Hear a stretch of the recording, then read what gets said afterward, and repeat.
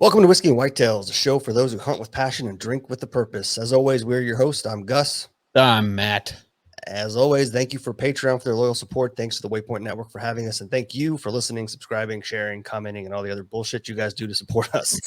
This week, we have a special guest, one of our Patreon, the very special and the one and only Bryan Powers. He's here to talk to us a little bit about his recent experience doing some bow fishing. We're going to talk a little bit about some bow fishing history and just general chit chat and drink some whiskey. So stay tuned.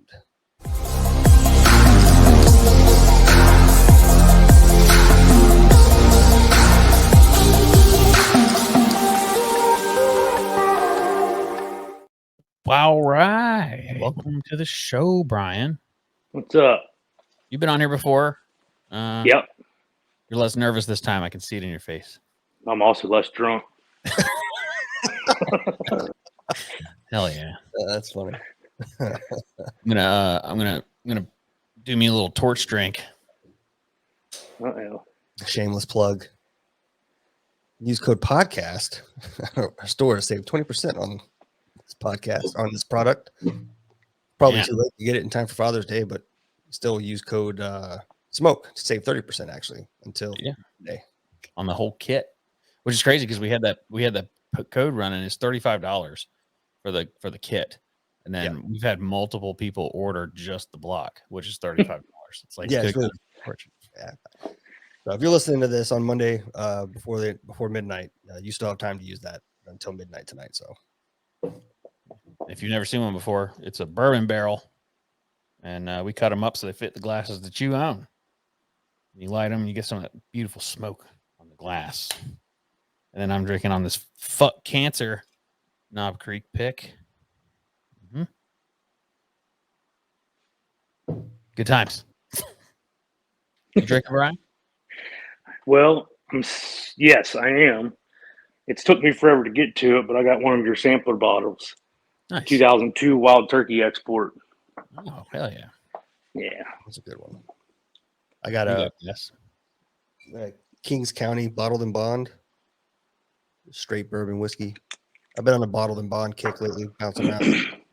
Some of the cheaper ones, some of the more expensive ones, just comparing right at that nice, even 100 proof. Yep. Good stuff. Got some skulls, some bear in the background.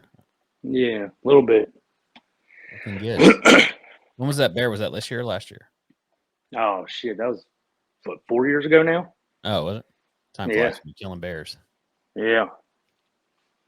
How many bears have you killed? Just that one. Just that one. Yeah. You go every year though. They only come around when you don't have a tag. Exactly. I was talking about it the other day. Somebody was talking about bear hunting, and I was like, man, I got a buddy that he sees bears all the time, and he's like, yeah, there's bears. I was talking to Jeff. That's who I was talking to. He's like, I guess there's bears in that property we went to on Thursday. Okay. Oh wow. Okay. I got destroyed by bugs. I have welts all over my body. But yeah, I was telling him, I was like, man, they'll just climb up the tree while you're deer hunting. You got to just hey, bear, and start kicking. How do you get them down? Whenever they feel like coming down. I ain't really telling them what to do. They're typically scared, but nah. It's hard when you see the little one and not the mama. That's the only time it gets a little hairy. Yeah.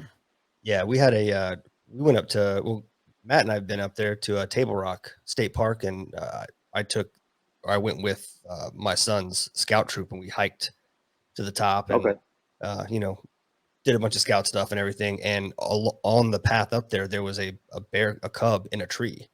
And I was like, we're going to hike by because this is the trail. I was like, but we're not stopping. Do not stop. Do not linger around. Do not get behind me. Because I said, I'm going to stay in the very back and make sure everyone keeps moving. I said, because that mama is not far from wherever that cub is.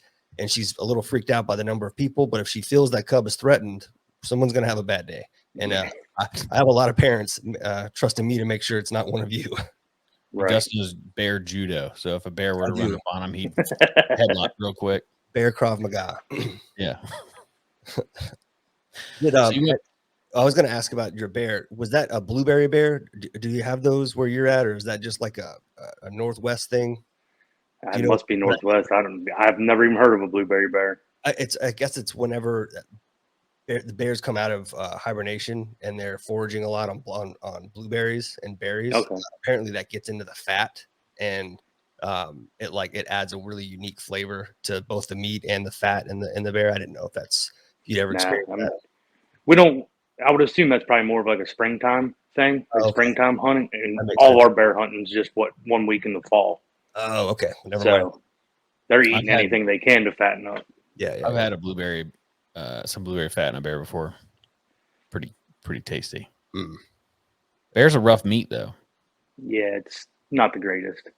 I've You only stir ever- it all into sausage. Yeah, I was gonna say I've only ever had it processed into things like sausage or bologna or something Yeah, else. bologna. We've done some jerky. I've had bear steak and bear burger, but I don't recommend it. Yeah. Tastes better than crow. Yes. Crow's nasty. I didn't kill the crow, but somebody else did, and I ate it. And ugh. Yeah, they got you. Yeah. Well, I just felt bad 'cause I know crows are super smart, and I was like, man, if it has a face, it doesn't go to waste, as they say. So I was like, I'm gonna eat it. It tasted like if you were to take beef in 1910, kill a cow, and then put it in a metal container, and then sit it on a shelf for 50 years, or 100 years, or whatever, and that's what it tastes like. What was the texture like? The crow, Yeah. it's a bird. Yeah. It just tastes like metal. Well, it's just like I imagine it being almost mushy, just because it's not it's not a huge bird, but it's not small either. I don't know, greasy. Sounds like duck consistency. Okay, Yeah. that makes sense. Yeah. Hell yeah. So you went bow fishing. Yes, sir. I'm intrigued. I want to know Dude, all about it. I'm very I'm addicted. I've only been one time. Like I can't wait to go again. It was fun. It was a pain in the ass to learn in the beginning, but I got the hang of it. What was the setup for it? The outfitter that we went with, he had I don't even know what size boat. It was a giant boat, 24 by 72. But the bows were nothing high end. Trying to think who did make it. I think it was a PSE bow fishing setup. I looked them up on the internet, Amazon, whatever. Like sub $300 for the full set. Because there's nothing involved. There's no sight. There's no fancy stabilizers. There's none of that. I mean, it's just you don't even have to have the correct draw length. You just point and shoot basically. Mm-hmm. And that's what was so difficult for me, I think, because I'm all the time using my bow, practicing my bow, using a sight, and then here it's all different. You've got to, it's like almost like a recurve, Matt. So you probably be a little more sufficient at it in the beginning. Yeah. Because you're used to aiming down the arrow instead of aiming off of a sight. I think it's a lot of its feel on a recurve. Like I know where Yeah. to go. Right. Usually And you got your depth perception, like it's in the water. So it's not where it looks like it is. It's lower, and then you got to know how deep the water is. And it didn't help we were there in flood tide. So some places were 8 feet deep, but you were thinking it was 3 feet deep. And it's like, yeah, you're not going to hit that fish. So you Okay. aim below it where you see it? Yeah. And it took me forever. I bet I shot 50 times before I hit my first fish. Wow. He's like, I don't know how you're not hitting them. He's like, I'm watching it. He looked dead on. I'm like, I can't aim any lower. I feel like I'm already a foot and a half low. Just aim a little lower, he said. But got the hang of it eventually. So who was it that took you out? The name of the outfitter was Last Look Outfitters out of, he actually, I think he's licensed in both Maryland and Virginia. We went to King George, Virginia down the Rappahannock. But he's a real cool dude. He actually, the more we talk to him, he's only 22 years old. So he's got it figured out. He's got a part-time job and then does that 4 days a week. But they put some big fish on the boat. It was a rough time for us because it just flooded, so snakeheads weren't really in the water or where we needed them to be. Yeah. Is that what you're hunting for? That's the main goal. But I mean, catfish, when we went, you could kill 1 gar per man on the boat. So we had a 6 gar limit where I think he said after June 15th or something, it's 5 per man on the boat. And we could have easily done that, but that's not really an edible fish. It's just kind of like a trash fish. So your main things was snakeheads and catfish. Are the rules different for fishing versus bow fishing? I don't really know. He didn't. The only thing I know that you couldn't do, there was a limit on the gar because I guess it was their spawning season when we went because they were everywhere. Like, you can't shoot bass because it's a sport fish. Like people pay for a license for that. I'm not really sure why catfish are allowed. He never said. I know snakeheads are allowed because they're invasive and carp are invasive. So all that was free game. But I don't think there was a limit on anything else because I bet we had, I don't know, 40 some catfish in the boat. Wow.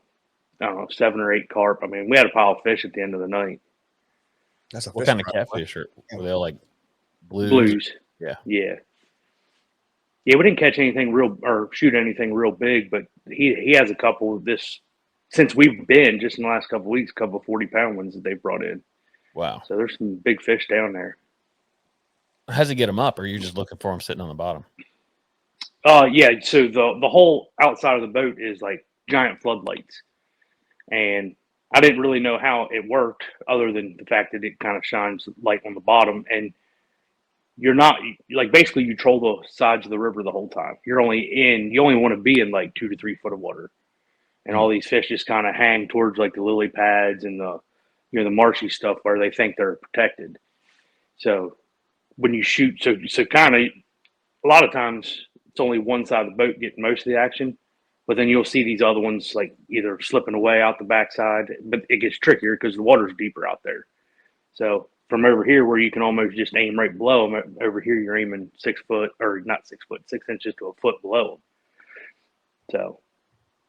So, but I don't know if it's a gar thing or not, but they like followed the lights the whole time. I don't know if they're like the heat maybe because those lights were hot. They put out heat. It's not like a LED. So I don't know if they like the heat and they would just follow the boat.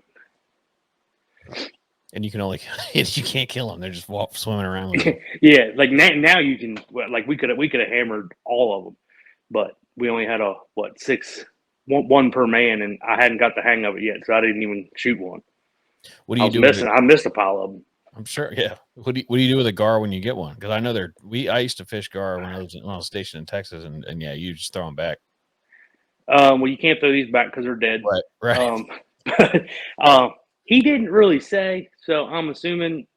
So everything else, when we did the snakeheads at the end of the night, he filleted up the catfish and the snakeheads, and I asked him about the carp because I know that there's people that do eat carp. I don't really know why, but so they sell that fish to the fish market, like down in the cities and stuff. So I don't know if they sell the gar or if they dispose of it in another manner. I'm not here to get anyone in trouble or whatever. I don't know what they do, but he says they find a home. So all right, cool. They probably, just like they do with the carp, they probably sell them in large batches as just and then they probably get wrapped up into like fish, like cakes or things that you make grind up fish. I'm sure somebody's ate them or does eat them, but turn them into crab cakes. Yeah, there you go. Just a substitute. Yeah, it's a substitute for something, I'm sure. They're probably good bait. I'm sure that he knows guys that'll take it and take them out there and use them for whatever else. Yeah, because they actually do. That's maybe a good idea because they do stingray fishing as well, bow fishing for stingrays. And I don't know anything about that other than just watching some of his videos of him doing it. But apparently, that's like one of them things where you can be on the boat for an hour or two and not see any. And then all of a sudden, there's like 50 of them just kind of like pulled together. But you can't reel them in. Like he said, they fight way too hard. So basically, it's just don't grab the line. We'll like gaff them and pull them in that way. Because I guess they fight really good. But then again, I don't know. I guess they eat them. He didn't really say.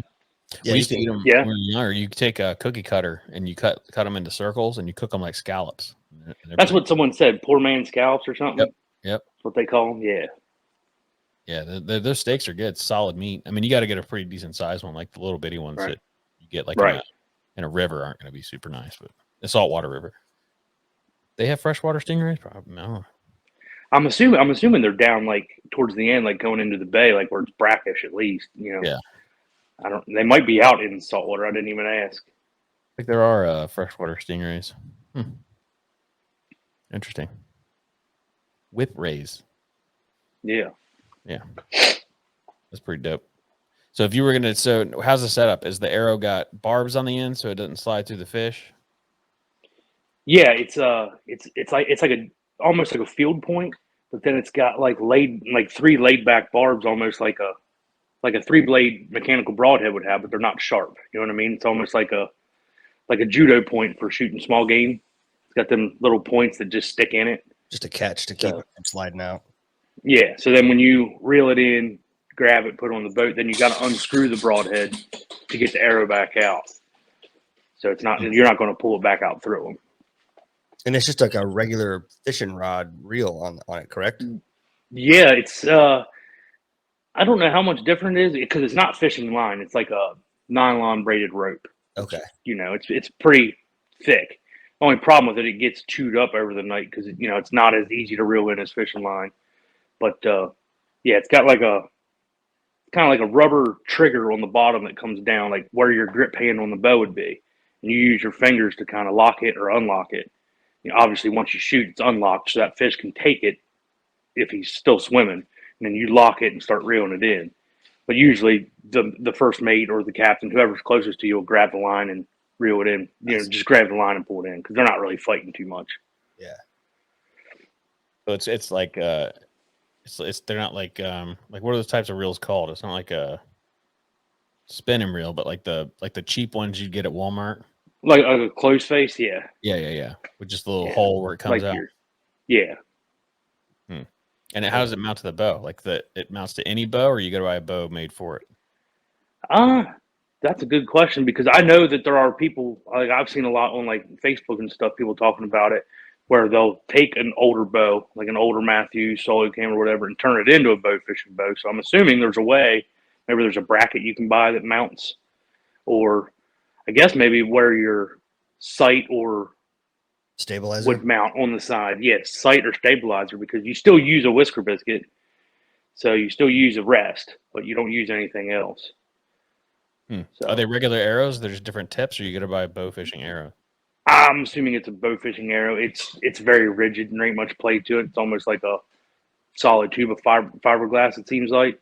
And then it's just got like a kind of like a slip joint on the back where you tie it to, and then you can move that up and down however you need it to be. And I mean, it's pretty simple. I didn't spend a whole lot of time divulging the bow, but I'm very interested. Like as soon as I got home, I looked them up. Like, man, I just want to buy my own.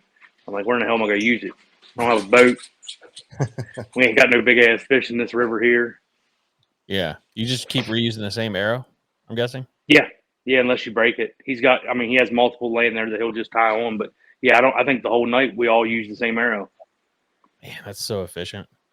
Yeah, and they take a pounding. Like they've hit rocks on the bottom, logs. You're trying to shoot a big catfish underneath the log and hit the log instead.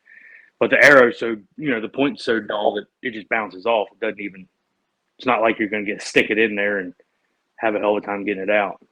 How deep can you shoot? I guess there's momentum. I don't know. I know that one time I was shooting, he's like, yeah, you're not going to hit that fish. He's like, that's probably like 10 foot deep. But it doesn't, sometimes it doesn't look that way because the water was clear. He kept talking about how clear the water was, even for flood tide. So you could see the fish. Plus, it helps that those lights are shining right down on them. But he's like, yeah, you're probably never going to hit that thing. I was like, that's pretty crazy. Shoot it. It's 10. It'd be 10 feet deep, but your eyes think that it's enough to shoot with a bow. Yep. That's pretty wild. You said you were having to shoot up to a foot low from where you see it at? Yeah. At least in my mind, that's what I thought it was. Yeah. Maybe it wasn't, but because there's no sight. So you don't have like all right, I know I need to be 6 inches low. Right. So like I see the fish and I've shot 30 times now and haven't touched one. I'm like, what am I doing wrong? And I see the arrow going, like, it looks like it hits the fish every time. Fish kind of splashes out of water and swims off. And I'm like, dude, I don't know. So I just keep going lower, and he's like, a little bit lower. I'm like, dude, I feel like I'm nowhere even near this fish. And then I started hitting him. I was like, well, you know what you're talking about. I don't. So, yeah, I probably shot at least 30 times. And I think what got me the most was we had as soon as we got on the boat that night, we had trolling motor issues. His wires got tangled up and blew the fuse, so he was fixing that. And he's like, and one guy we went with, he's been, I don't know, 25 or 30 times, he said. And he's like, now's a good time to practice. So we back there practicing because 3 of us were first timers, never done it. We're back there drawing back and shooting, but I'm shooting at a lily pad that's on top of the water. So there is no difference. I'm hitting it. I'm like, oh, this is easy. And I get out there and no, it's not easy. It becomes easy, but I wasn't a natural at it. Definitely a learning curve. Yeah. The one guy, I think he shot twice and then I don't think he missed after that. Like he was just, I was like, how? But I think they're also, I don't know if it was a bow thing because I know the one guy doesn't bow hunt. The other guy uses a crossbow. And I don't know what the other guy uses, but like, do they not have that? You know, I'm used to an anchor point, a sight picture, you Probably know, what a it is. level. Yeah, they're So- probably not having to unlearn as much. Right. That makes a lot of sense. Was it only bow fishing? Did you guys use any what do you call it? Like what are the spears for gigging? Gig? No, I don't. I don't know if they even do that. I don't Okay. even know that I saw one on the boat. I know he's got like the gaff. Like if you had a hard time getting Right, one in, yeah, he could hook it, but he didn't. That was never mentioned, and no one ever did it. Okay. So I'm assuming it was just bow fishing. If we get into gigging, we can start making those shirts I sent you both. That's a bestseller right there. Yeah, that's a great shirt. We need to take some of the money that we're not spending on studio space now and go hit up one of these guys that do gigging here on the inshore for flounder. Yeah. Load up on some flounder and stuff. It'd be fun. Yeah, go collect some doormats. I'm good with that. I would assume they're down there bow fishing down there too, right? It's got to be. I've never seen anybody do it, but I'm not, that doesn't mean they're not. Right. I know it is like a southern thing. I see it on Instagram all the time, and like I'm interested in it, but it's like I'm not going to go buy. But now that I know that I can buy me a new Matthews, I'm going to take my bear and throw a.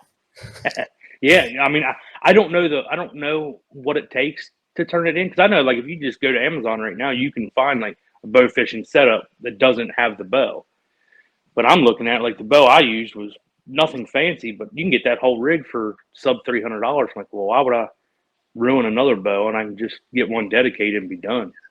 Yeah. Because I mean, it obviously worked. I made it work. Yeah, sure enough. Just looking at it here, $129 for the setup, I guess. Yeah. Oh, cool.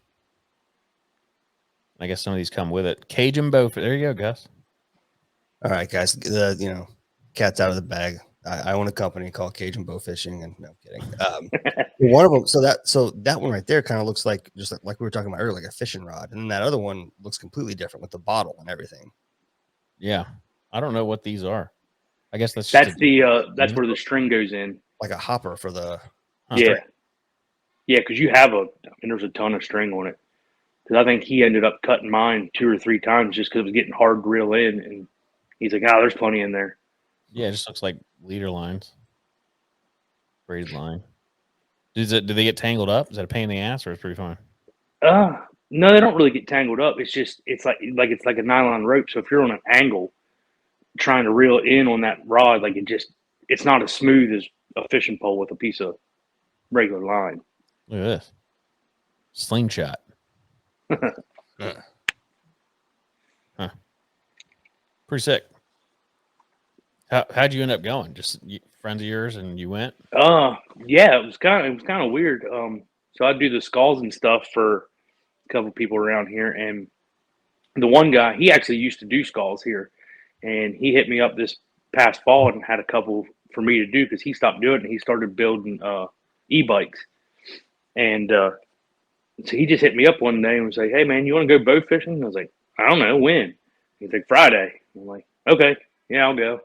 So I didn't know any of the people on the boat until like that night. I met them all in the truck on the way down, but all cool dudes, and it was a hell of a good time. Like I'm glad he invited me because I'd have never, until that moment, I was never like, I want to go bow fishing because I didn't know anything about it. Didn't know where to go. Didn't know what to do.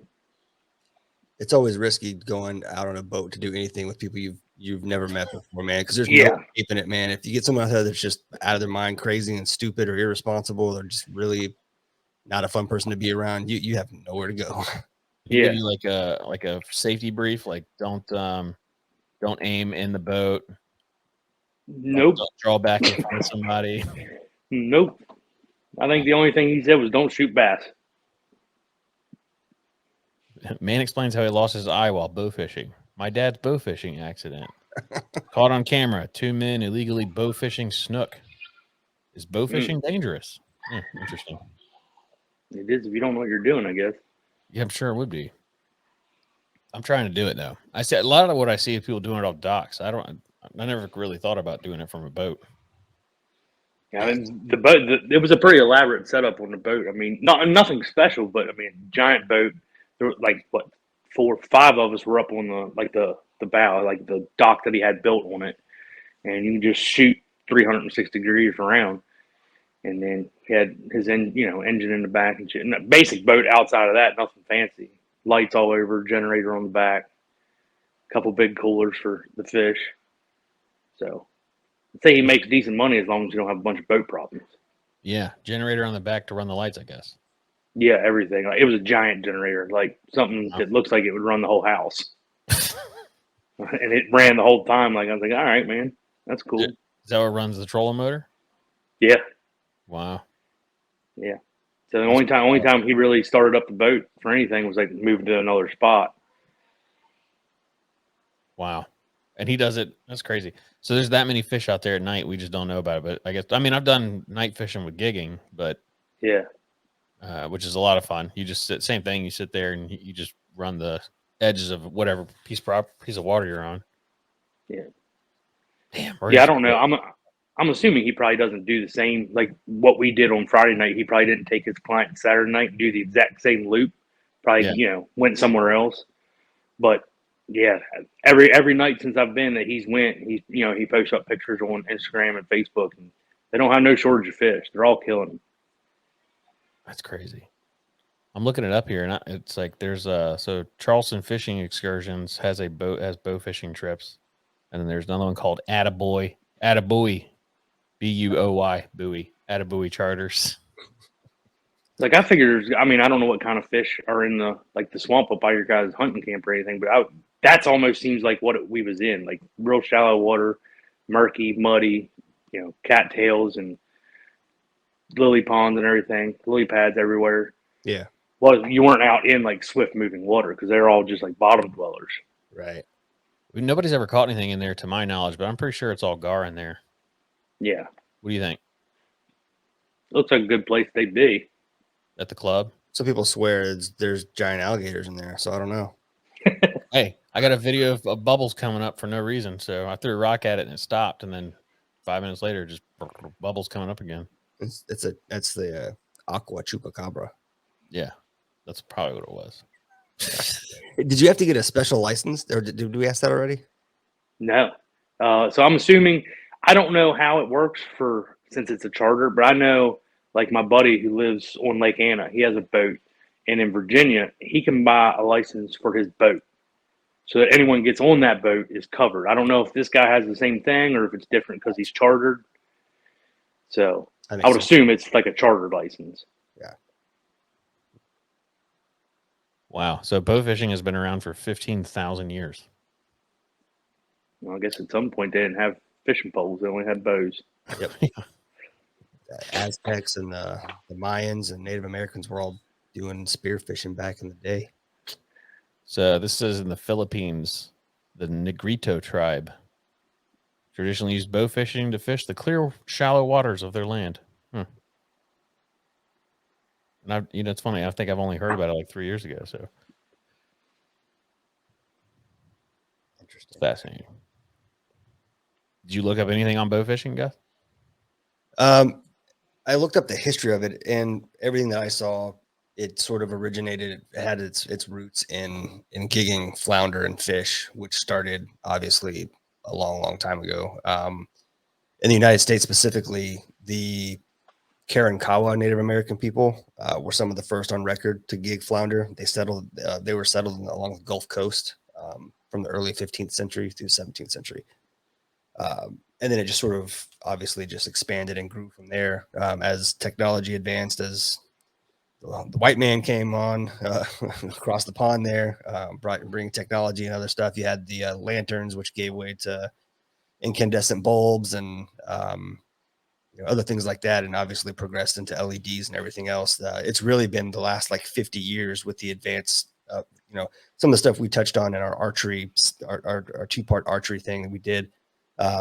After the World War II, with the advancement of technology and the uses of metals and things like that, aluminum, stuff like that, you tie that in with the advancement of lights from the high pressure sodium, the HPS lights, and then into LEDs, coupled with the moving into compound bows. The last 50 years obviously has seen a huge change in how bow fishing is being done, and the efficiencies that have come along with it. And then obviously boats have been used forever, and using shallow water boats is absolutely nothing new. So being able to throw crazy bright lights and light up 100 feet around almost 100 feet around your boat. How far out could you see with the lights that you guys were using? I would say 100 feet wouldn't be far off. Like, it was bright. Yeah. Like, because we saw there was another boat that was bow fishing on the same river that night. Like, and he was far away, but it looked like he was like, sitting next to us. Like, it was bright. Right. You're not hiding out there. Yeah. Obviously, you're not like seeing as clear at 100 feet as you can next to the boat, but the fact is right, that light just illuminates and spreads through the water. Yeah. I'm surprised it doesn't seem to scare the fish that you're targeting, though. It doesn't seem to bother them. No. So bigger catfish will run. Smaller ones kind of like don't know what's going on yet, but the bigger, smarter catfish, they don't stick around long. But the gar, like I said, they followed the boat. Like, every time you get into a pocket of them, they would swim fast, like get away, but then the next thing you know, they was beside you swimming. Huh. And then snakeheads don't take off. They stay still because they think they're protected. Like, so they like the lily pad. So the guy said like early April is the best time to go for them. Okay. When the lily pads are just starting to pop, and they think they're hidden because they look up and see cover, but they're not. You can see through it. Sure. So they'll sit still.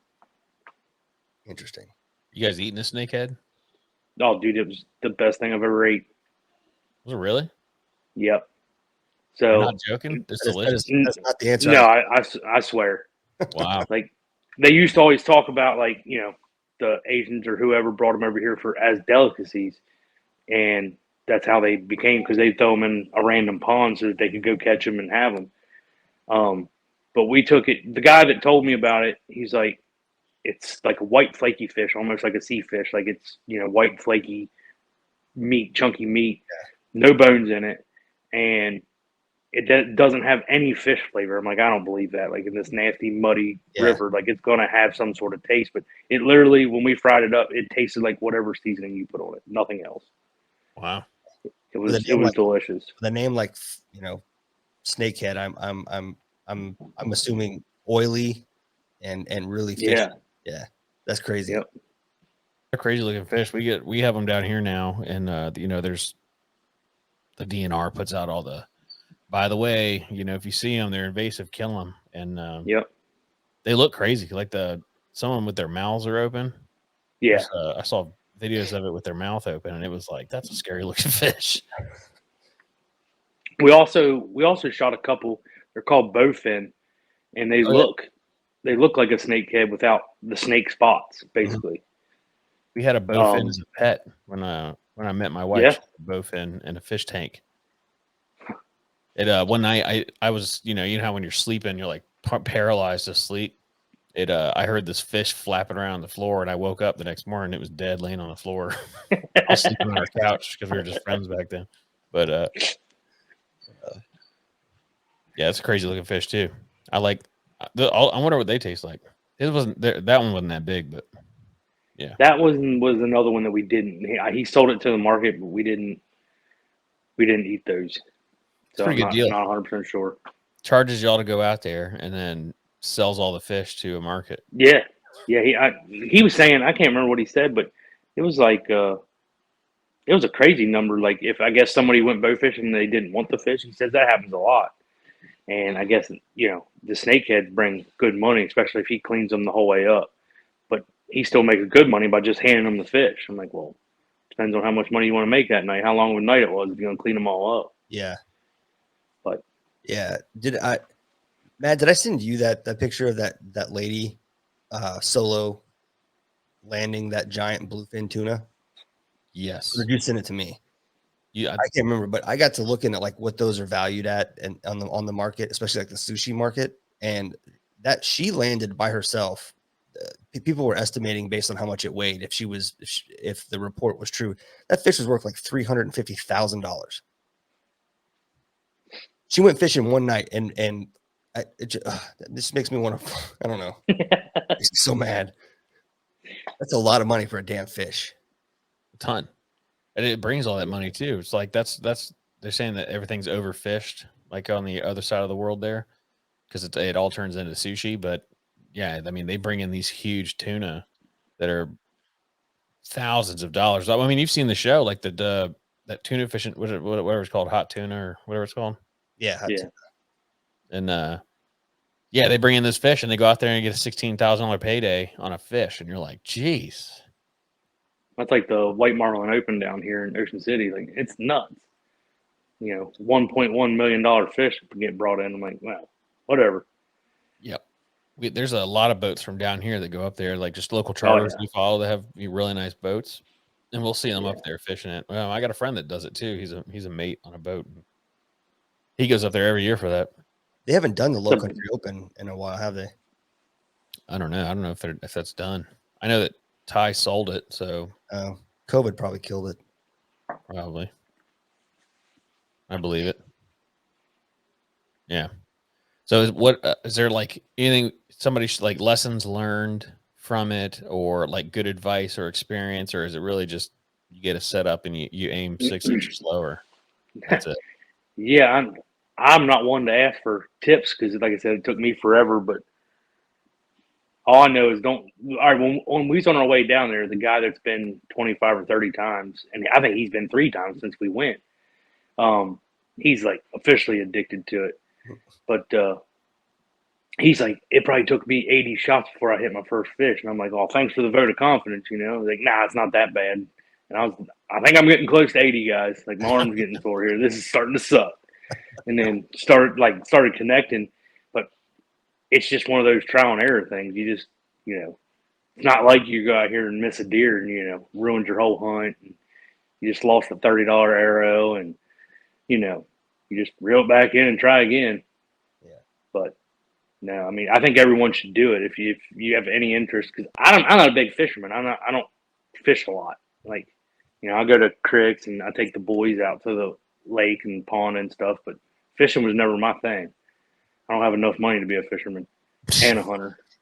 Oh yeah. So, That's one reason I never turkey hunt, because I always fish in the spring, and once it gets real hot, I don't really do anything until your whitetail season comes around. But I haven't been fishing in a while.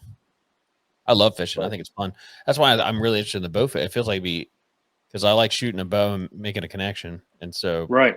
killing a fish with one, it's probably like instant gratification, and you just keep doing it all night long. Brings the two together. Was it like a regular half day charter just at night? Yeah, I think it was. We got on the water at like 11, and he collected the bows and shit at 5, so 6 hours. I mean, it flew by. I was like, man, I looked over the one time. I was like, I feel like the sun's coming up. He's like, yeah, it's 5. I'm like, shit. Is that the only time they do it? Is at night like that? I guess they have to if they're using lights. Yeah, I don't know that they do much of that now. The stingrays and stuff they do during the day, but I don't know about this kind of stuff. It would probably be pretty hard, because you wouldn't be able to use your lights. The lights wouldn't be effective in the day. Yeah. So the sun shining off the water would probably be a reflection. It'd probably be hard.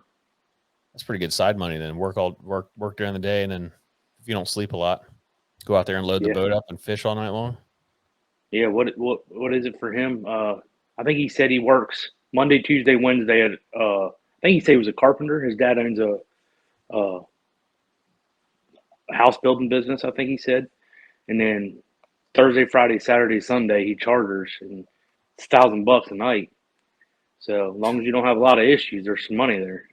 And it's like all you're doing is the initial investment, which I guess you could do after one trip. You could buy 5 or 6 bows after one night out. Oh yeah, yeah. I mean, I would assume your biggest thing is you need to know your boat and know how to work on it.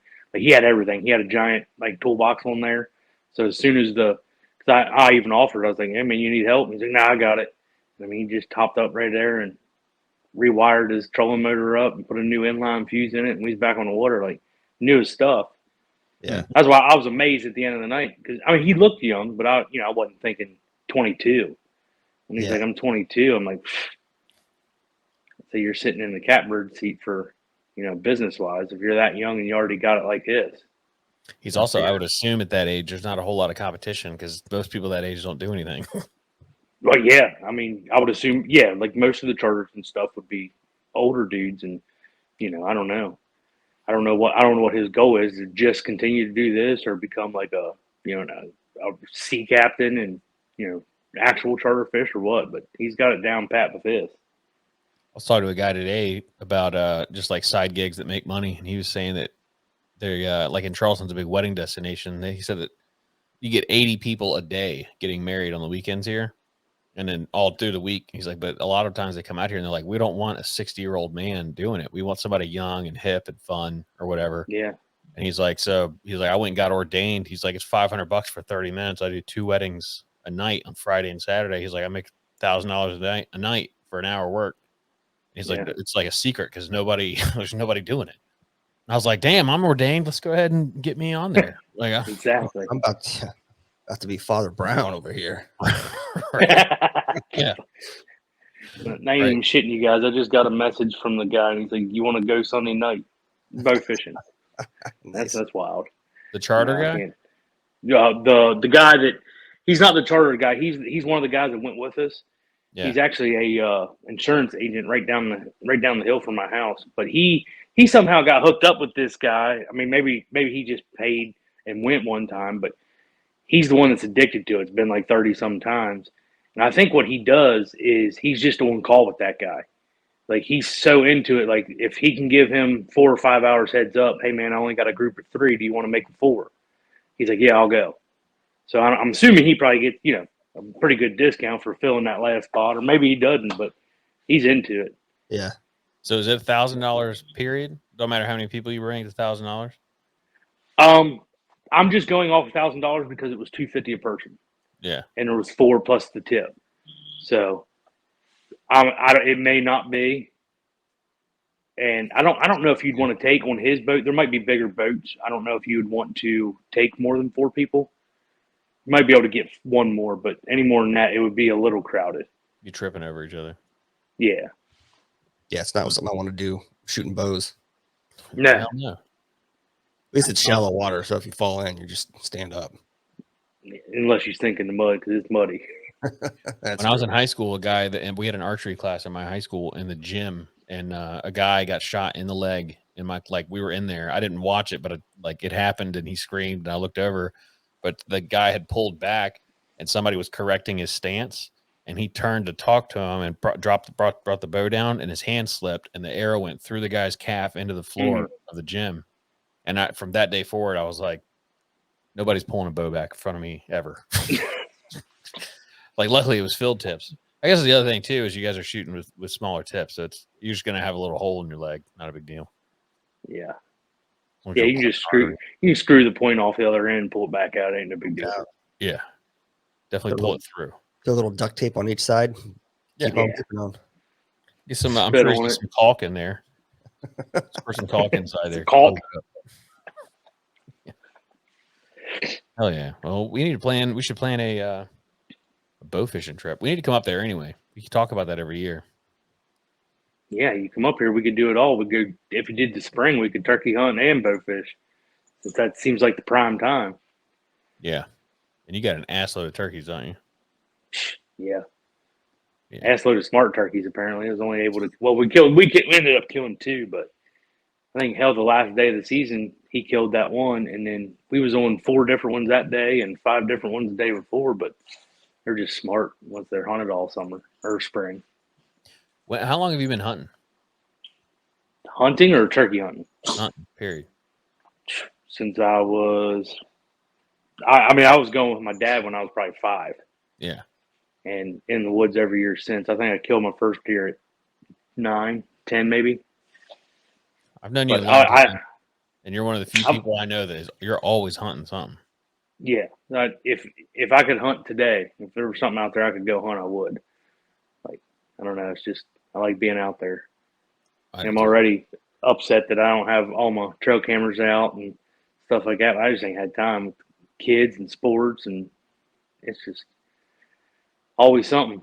That's what's crazy to me that you're still able to hunt so much, even having kids. Because I've known you before kids. I've known you for a long time, but it seems like you still hunt almost just as much. I try. I mean, the wife lets me. That's the good thing. She don't give me too much flack about it. I think she knew that coming into it, though.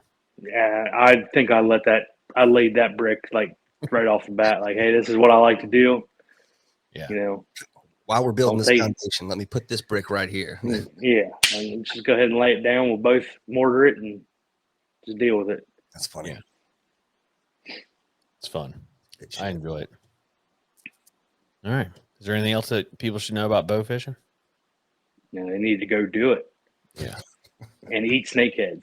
And eat snakeheads. Now I know. I definitely want to eat snakehead now. Yeah, I've got to try it now for sure. Like, so apparently, like down around like, you know, the Bay and stuff, like Baltimore, Annapolis, DC, them areas, like it's a cuisine. Like, it's high dollar to order it at restaurants. I don't know that I'd go that far because I mean, is it really that at the end of the day? But it's good. I don't know how all they. There's no way they call it snakehead at a restaurant. I don't know. I mean, they may. I bet you they got some fancy name for it. Yeah, let me find out. To most people, it's a creepy, toothy fish worthy of its Frankenfish nickname. Frankenfish. I'm gonna find out where they're a problem at in South Carolina and go find them. I bet you it's more upstate, closer to Georgia and Tennessee. Yeah, I don't know where they came from.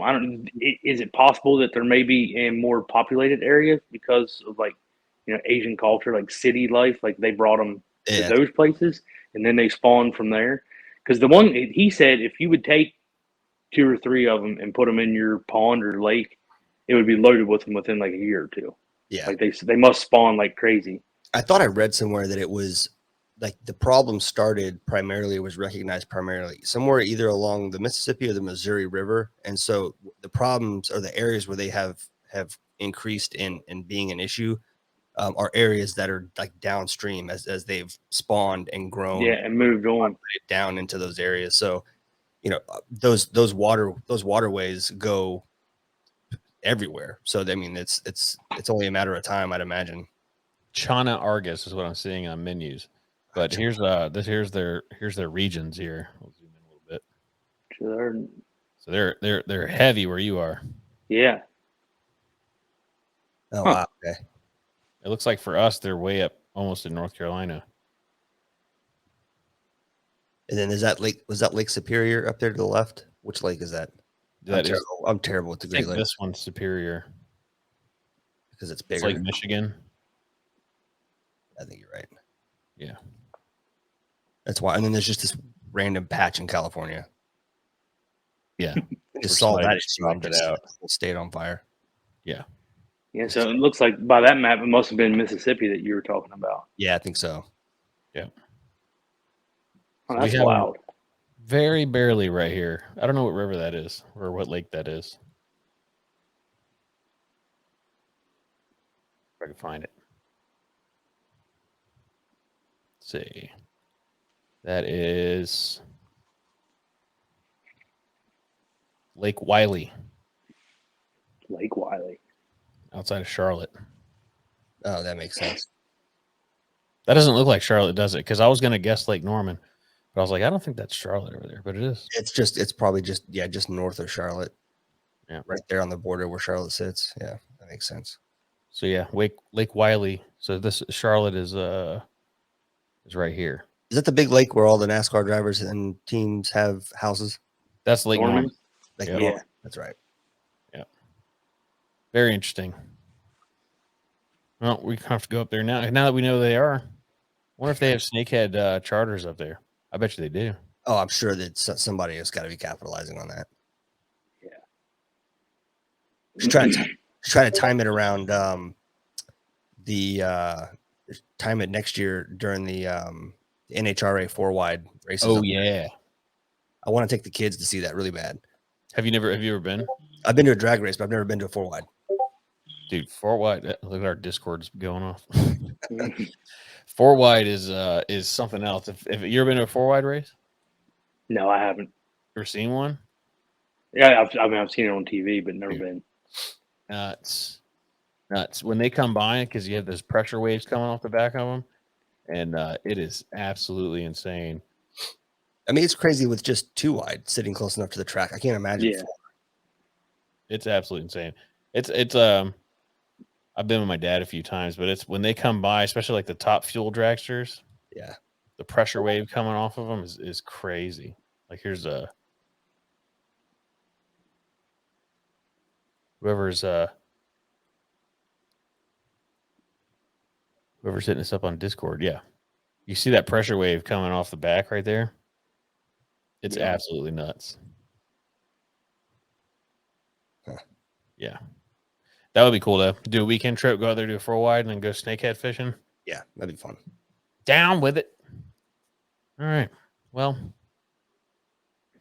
I think we beat that horse to death. You got any hunting trips coming up this fall?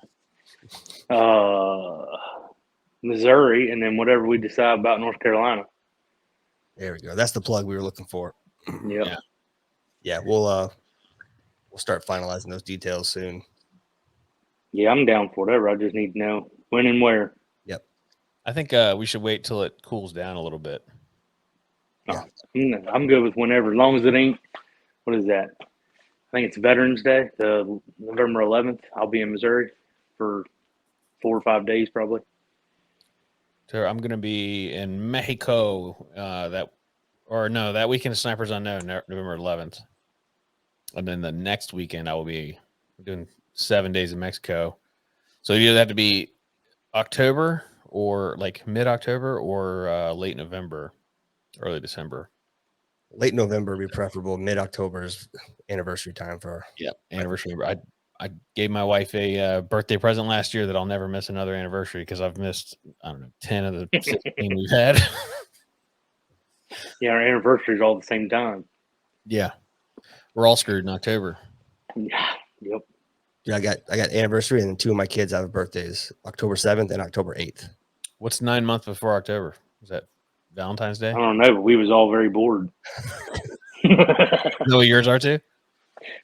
October. It is hers is October 10th. All of ours are August and September.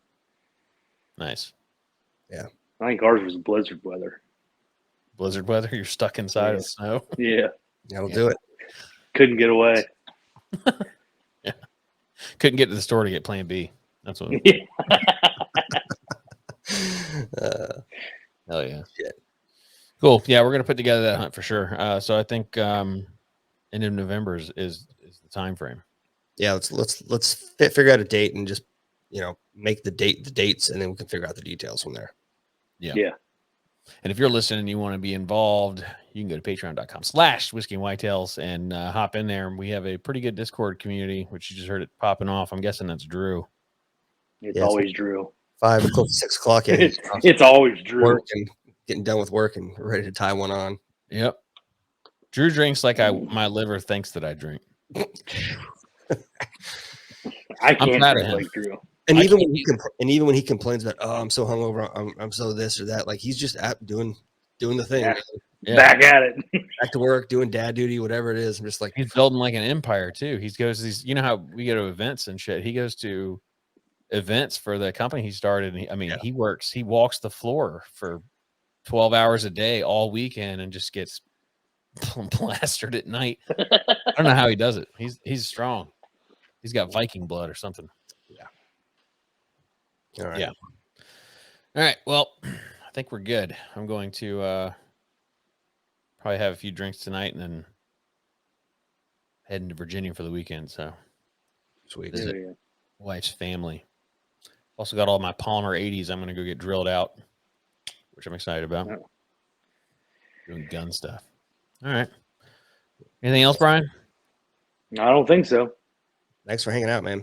Yeah. Yeah, man. Thanks for having me. Getting us all wrapped around the axle and bow fishing. Yeah. Let me know when we're going. Yeah, my wife will be thrilled. I'm gonna go spend more money on hunting shit.